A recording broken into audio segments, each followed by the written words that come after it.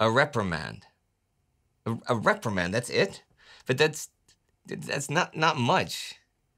I don't think that's going to satisfy anyone. Huh? Yeah, or prevent it from happening again. Yeah, you're right. Yeah. Okay, yeah. October 28th, 1951. In August, the Keesong peace talks were abruptly broken off, and there has been savage fighting in the field ever since. This week, peace talks resume.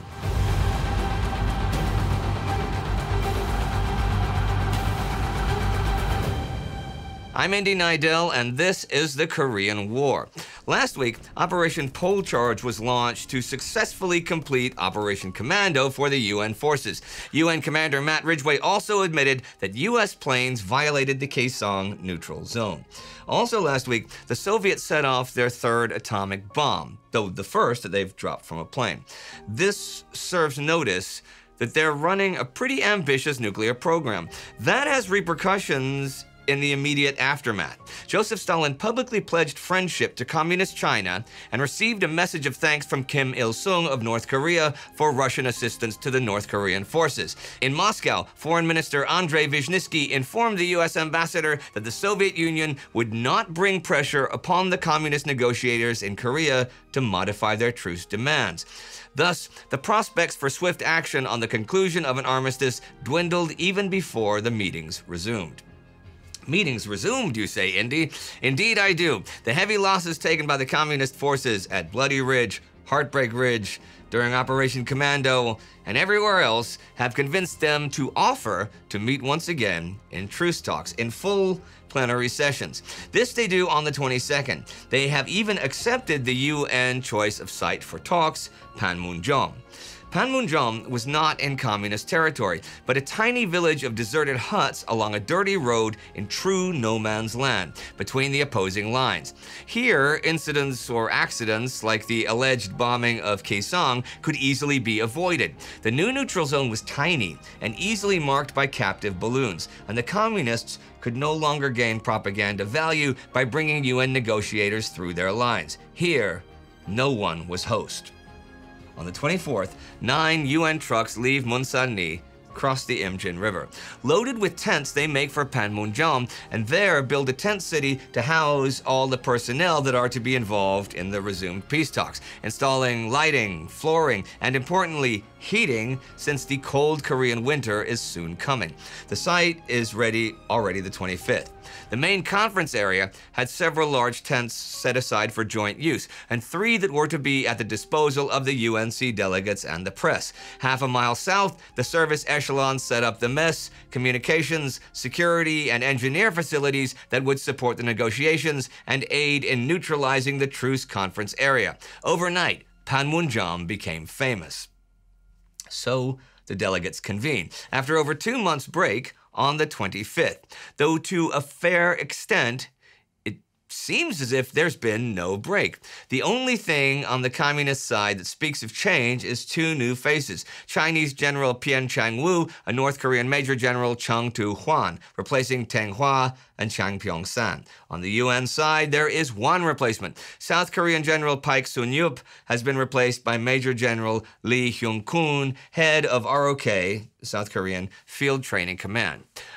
Both sides have already accepted the security arrangements that the liaison officers proposed. So the communists say, hey, why not have a joint office of said liaison officers to supervise them? The UN side says, sure, the liaison guys can carry out inspections at the truce site and do any investigations into incidents. So with that settled straight off the bat, Communist Chief Delegate Nam Il says, let's revisit the demarcation line issue.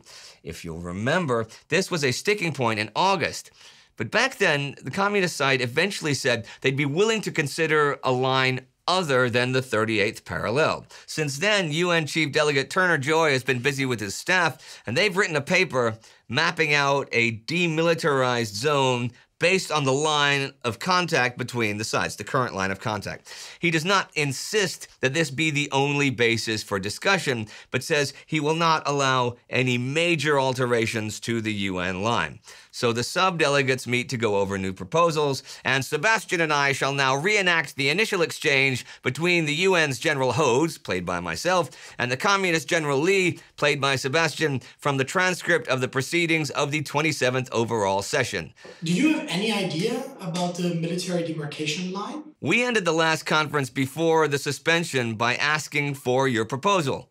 Do you have one? We would like to hear your opinion first. We gave our opinion many times and asked for your proposal based on our proposal. As it was your proposal to have the sub-delegation meeting, we expected you to have a proposal. Let's have it. You said you had made a new proposal, but we have heard nothing new which will break the deadlock. That's right, you haven't. We have established a subcommittee to break the deadlock. The deadlock can be broken only if we have a mutually satisfactory proposal. Right. What is your proposal to break the deadlock? Walter Hermes has a comment on this that I love. After the better part of an hour was spent continuing the stimulating conversation, the UN delegates decided the communists had no proposal to offer. So there's a short break, and then the UN offers a concrete demilitarized zone drawn on a map. And in order to make each side's defenses more secure, the UN forces are withdrawn a bit on the east coast and around Kum Song, and the communist forces a bit around Kisong. On the 26th, the communists reject this proposal and offer one of their own, which gives the UN side territory on the Ongjin and Yunnan peninsulas, and gives the communist side Heartbreak Ridge, Bloody Ridge, and the Punch Bowl, as well as Gimhwa and Chorwan. Hodes does not accept this either. But here's the thing. This is at least a start because they've not mentioned the 38th parallel. T.R. Fehrenbach reports that the communist side goes on a tirade because they want an official ceasefire line drawn up now before the guns go silent. As he explains, what the enemy wanted to do was fix the armistice line irrevocably before the remainder of the line of the agenda was solved. This, of course, would effectively relieve the communist powers of any further military pressure while the negotiations continue. The United Nations Command could hardly launch an offensive for ground it had already agreed to relinquish. Turner Joy points out that it would enable the communists to talk forever if they wanted to be free from the pressure of any more such attacks like Heartbreak Ridge. He does not wish to agree unless he absolutely must. Well, the back and forth has begun, and as it rolls on, the main topic becomes the Kisong region, which the UN side is necessary for them to have to protect the approach to Seoul. Hodes points out that had the earlier talks not been in Kisong, the UN likely would have already taken it, and that the communists would have the benefit of UN withdrawals from the areas around Kisong and Kum Song. But it seems the other side is not interested in any trade that involves giving up Kisong. Possession of Kisong was important politically and psychologically as well as militarily, since it lay south of the 38th parallel and the ROK government had been insisting on its return. As a symbol, it was worth far more than a greater amount of territory in Central or East Korea. So while there is give and take at first about swapping land in the center or the east of Korea, the UN insistence on getting Kisong now causes the other side to start to lose interest, though the discussions are still active the rest of the week. Speaking of Kisong, remember the UN strafing incident that happened 2 weeks ago in the neutral zone around Kisong? I said last week there were calls for preventative measures to prevent such incidents from happening again. What's the story there? When the Reds, bowing to Ridgway's demand for a new site and for no further discussion of previous incidents, picked Panmunjom as the place in which to resume the talks, they asked that the neutral zone be widened, but went further. They insisted that a joint commission on enforcement be appointed, which should discuss concrete, stringent regulations regarding the neutral zone and assume responsibility to enforce the regulations. Well, Ridgway insists on a neutral zone of just 1 kilometer around the main tent at Panmunjom, zones around the US camp at Munsan-ni and the communist one at Kisong, and a system of safe conduct travel to and from these places. But he says nothing about neutrality regulations or enforcement. They do, though, ask for a ban on planes flying over the neutral zones. When the Panmunjom Accord is made public in Tokyo the 22nd, there is no mention of this, but 2 days later, UN Command announces an understanding has been reached that military planes from neither side are to fly over the neutral zone unless there are weather or technical issues beyond the pilot's control. I also said last week that I would talk this week about one of Ridgway's rare press conferences, which he held the 16th, and so I shall. It is one thing to issue canned releases. It is quite another to stand up to questioning at a press conference, which is perhaps why Ridgway held so few. In holding the October 16th press conference, Ridgway did have to answer questions, and in answering them, he showed exactly what was meant by his promise of prompt and appropriate disciplinary action against pilots who bombed or strafed the neutral zone. The Allied Press Corps has, in fact, been trying for weeks to find out what punishment, if any, was meted out to those airmen responsible for the September 10th violation. Ridgway reveals now that their punishment was a reprimand. Yes. And not only that, he does not say whether or not they are still flying over Korea, nor will he release their names. He says the incident was caused by faulty navigation. As for the October 12th incident, no mention was made of any punishment for those responsible.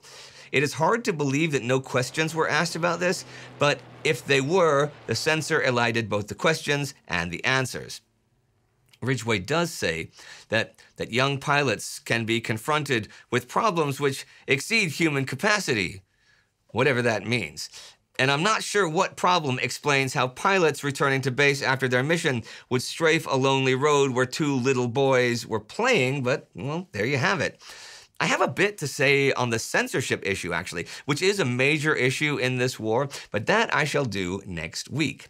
As for action in the field this week, it is very much minor. 1st Marine Division executes Operation Bushbeater, a small operation which clears the eastern flank of the enemy. They also have Operation Houseburner, launched the 26th, which is what it says it is. Pretty much destroying dwellings behind enemy lines to deprive the enemy of shelter in the coming winter months. 4 helicopters with demolitions teams, flamethrowers, and all of that stuff destroy 113 dwellings.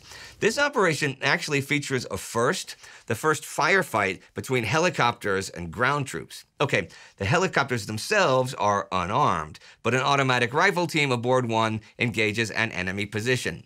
And the week comes to its end, with peace talks resuming and the fight in the field seeming to wind down. These UN attacks from August until recently have, as we've seen, really improved the UN military stance and have deeply wounded the enemy. But as Hayden Boatner, U.S. 2nd Division Assistant Commander, says, everybody was sick to death of the casualties. And think of why one might risk their life for their country, to protect their homeland, to make others free. But how about neither of those? How about giving your life for a small piece of territory 10,000 miles from home and family that you know your government is probably going to give up anyhow? That's not what people willingly die for. Nor is it something the generals or the civilian government at home want them to die for. So Washington is pretty concerned at this point. They're sending out thousands upon thousands of telegrams to the next of kin this fall. And how are the casualties acceptable now that the public has accepted an end to the war? Peace talks. So Washington talks to Matt Ridgway, and Ridgway talks to U.S. 8th Commander Jim Van Fleet. And Van Fleet gives his field commanders a new restriction, not a specific order, although it is very much understood by all concerned. Fight the war, but don't get anyone killed.